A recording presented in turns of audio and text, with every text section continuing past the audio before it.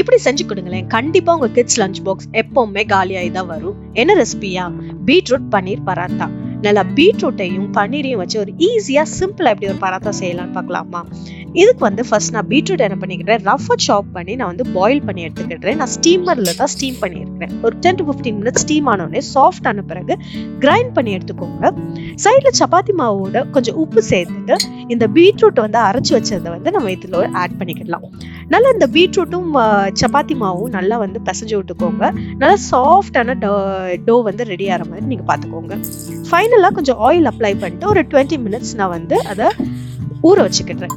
சைட்ல வந்து பன்னீரை கிரேட் பண்ணி அதோட oregano, turmeric powder, pepper powder, salt எல்லாம் ஆட் பண்ணிக்கிறேன். நீங்க இதுல ஸ்பைஸ் லெவல் உங்களுக்கு எந்த லெவல்ல வேணுமோ நீங்க இதை அட்ஜஸ்ட் பண்ணி ஆட் பண்ணிக்கோங்க. ஸோ இப்போ நம்மளுக்கு ஸ்டஃபிங்கும் ரெடி ஆயிடுச்சு.